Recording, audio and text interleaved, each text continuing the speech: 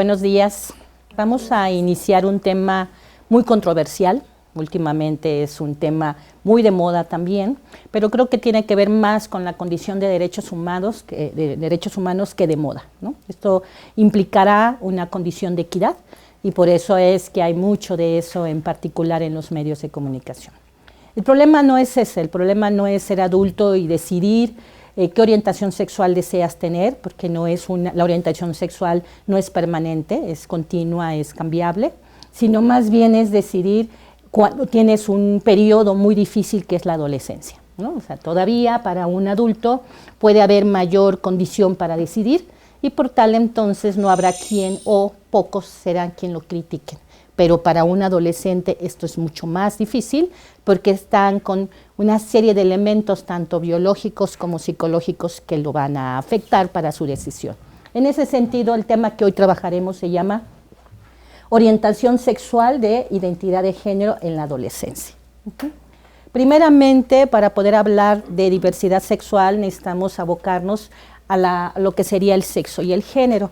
Son dos palabras binomiales, quiere decir que las vamos a estudiar para entenderlas por separado, pero sabemos que en un ser humano pues están combinadas. Por tal entonces, si habláramos de sexo, hablamos de todas las condiciones anatómicas, fisiológicas que tiene una persona en el momento del nacimiento. Hablamos dos tipos de sexos básicos que se manejan, el sexo cromosómico, el sexo heredable, el sexo, en este caso, gonadal, que es el interno, el que tiene que ver con el desarrollo del ser humano en el momento de que está en el vientre. Ese sexo cromosómico marca las condiciones sexuales, ¿no? Hay cromosomas sexuales que nos van a marcar si hay una condición de ser macho o de ser hembra con base en aparatos reproductores. Pero tenemos otro sexo que es el sexo de asignación. El sexo de asignación es cuando este niño o niña nace. Y entonces le vamos a atribuir una serie de elementos sociales para condicionarlo en el lugar en donde nace. Por tal entonces, cuando nace, lo primero que vamos a ver es su sexo externo. Vamos a ver en este caso su aparato reproductor masculino. Si es un pene, decimos que nació un niño. Y si es una vulva, decimos que nació una niña. Esta condición de sexo nada más nos coloca entonces a una diferenciación de lo que sería el género. El sexo entonces es biológico y cuando hablamos de género hablamos ya de una condición cultural. Por eso entonces los dos están formando parte de un ser social y al formar parte de un ser social para la enseñanza que estamos trabajando pues tendrían que ser diferentes formas de atribuciones sociales, ¿no? Son asignaciones. Una es una asignación biológica y otra es una asignación social. Vamos a ver entonces que si hablamos del ser humano a través de su sexo, tenemos entonces al hombre cuando nace con pene y a la mujer cuando nace con vulva. Algunos autores dicen, no se llaman hombres, no se llaman mujeres, se llama macho y hembra, biológicamente hablando.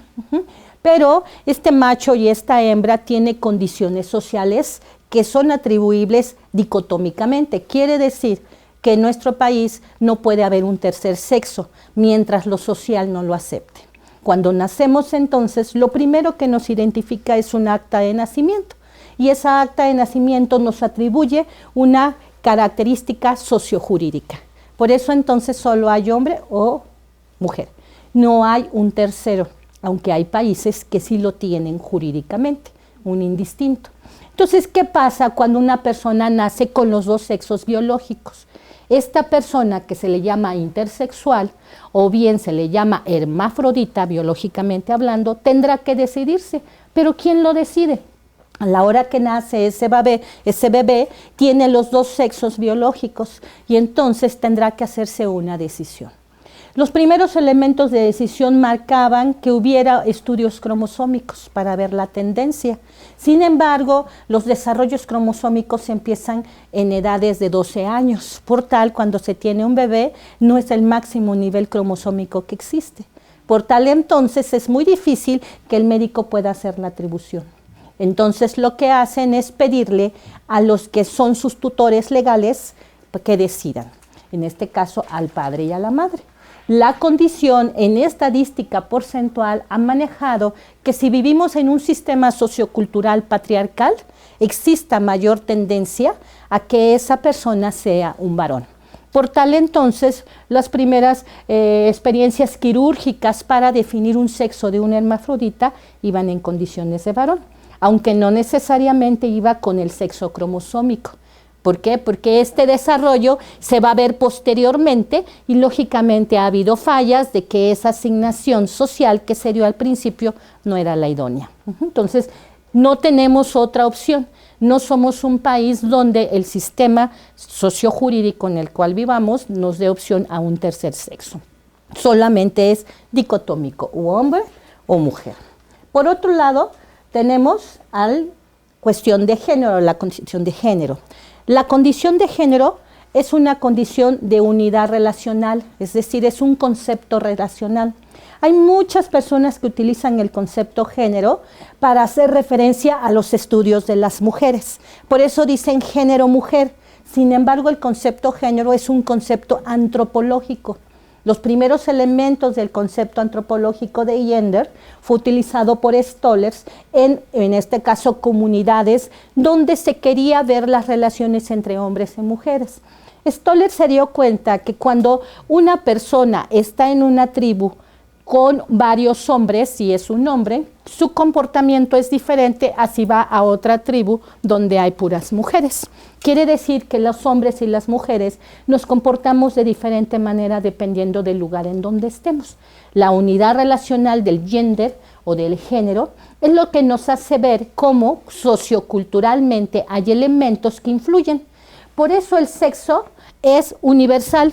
Hombres y mujeres hay en todo el mundo. Sin embargo, el género es cultural y va a depender del lugar o del país en donde estemos. Entonces, la condición de género no es universal. Las condiciones de creencias, costumbres, ideologías, formas de pensar y de actuar van a diferenciarse de un país a otro.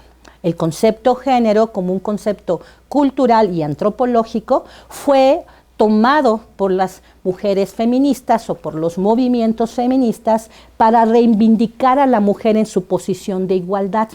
Si es una unidad relacional, quiere decir que los hombres y las mujeres somos iguales. Por eso entonces el movimiento feminista, en el momento de que surgen los estudios de género, estaban en las condiciones políticas para hacer útil el concepto y jalarlo políticamente y hacerlo suyo. De tal manera entonces que los estudios de la mujer estuvieron equiparados a ser estudios relacionales. Si tenemos relaciones diferentes entre hombres y mujeres y requerimos del otro para formarnos, tendríamos que ser iguales. Entonces el concepto género fue usado por el movimiento feminista como un concepto relacional de derechos. Reivindicar a la mujer en la posición social la pone en igualdad de derechos, ¿sí? Posteriormente, lógicamente, hace que mucha gente se dedique a estudiar a las mujeres desde el movimiento feminista con esta unidad relacional. Por eso a veces llega a ser una moda y por eso a veces llega a ser un concepto político. Cuando hablamos de violencia de género, es un concepto político. Es una condición que utiliza el gobierno para, a través de los convenios internacionales, hacer valer la jerarquía y la igualdad de la mujer y la no violencia contra las mujeres. Es así como se utiliza. Sin embargo, si nos vamos a la cuestión del término como tal, estaríamos hablando entonces que el género marca aquella red de creencias, costumbres, ideologías, conductas que tiene un ser humano para formarse de lo masculino, o bien para formarse desde lo femenino. Se esperaría entonces que si yo nazco con un sexo de hombre, yo tenga condiciones y creencias y costumbres de género masculinas. Y se esperaría que si yo nazco en condiciones anatómicas fisiológicas de mujer, yo tendría por cultura esa red de creencias, costumbres y demás femeninas. La condición ya no es tan directa, porque la cultura es multivariada. Y esto hace entonces que la influencia de otros países en nuestro país haga una variedad de cultura. Por eso cuando hablamos de género, hablamos de masculinidades. Y cuando hablamos de Género en femenino hablamos de feminidades, es decir, hay muchos tipos, muchas formas de pensar, sentir y actuar culturalmente, aunque tengamos el mismo sexo. ¿Sí se entiende esta condición? Si nos vemos a esto, entonces, cuando yo hablo del sexo para atribuirle al hombre y a la mujer, hablo del rol sexual. El rol sexual va a ser aquel papel que juega un hombre o una mujer socialmente. Nacemos biológicamente con un sexo biológico de asignación y nos dicen por ese pene o esa vulva con la que nacemos cómo debemos de comportarnos, de pensar y de sentir. Por eso nos ponen un color, o rosa o azul. Por eso nos hacen elegir en los juguetes, ¿no? O pelotas y carritos, o muñecas y juegos de té. Por eso nos dicen cómo debemos de comportarnos. Las niñas calladitas, sentaditas, bonitas, y los niños traviesos, inquietos, en este caso más sociables, ¿no? Es decir, la atribución de lo biológico en lo social se le llama rol sexual. El problema del rol sexual no es ese, el problema es que sea excluyente. Es decir, que tú no puedas pasar de esta línea en la otra sin ningún problema. ¿Por qué? Porque si te pasas, te pareces al otro. Y eso hace la dicotomía. O eres uno o eres el otro. No puede ser los dos. Por eso, cuando te pareces a la niña, pues entonces eres un maricón, eres una persona que te pareces a una niña, eres una viejita y demás, ¿no? Pero si te pareces al niño, entonces pareces un marimacho. Entonces empiezan las terminologías, en este caso peyorativas, de lo que no debes de ser. No puedes estar en los dos. Todas las dicotomías marcan la exclusión. Esas exclusiones que se hacen roles contrarios se llaman estereotipados. Los roles sexuales estereotipados van a ser aquellos que son asignados a los hombres, a las mujeres, de forma contraria y excluyente, por lo cual no te puede colocar en uno o en otro, ¿sí? Por el contrario, tenemos al rol de género.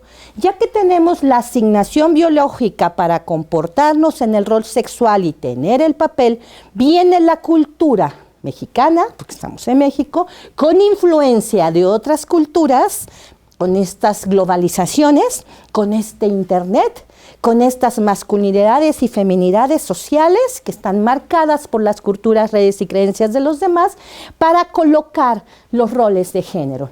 Los roles de género, entonces, son aquellos papeles o atribuciones que son marcadas por las creencias y por las costumbres. Las creencias y costumbres familiares, regionales, sociales, en este caso culturales, dependiendo de cada estado o de cada país. Estas son diferentes, no son contrarias, solo diferentes. Y estas son complementarias.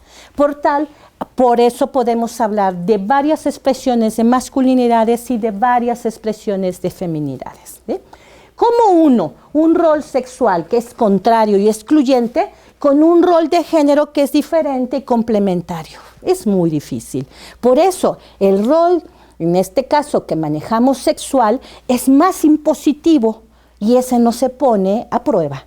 Sin embargo, el rol de género es el que es cambiable y entonces nos damos oportunidad de que la persona sea distinta, ¿sí?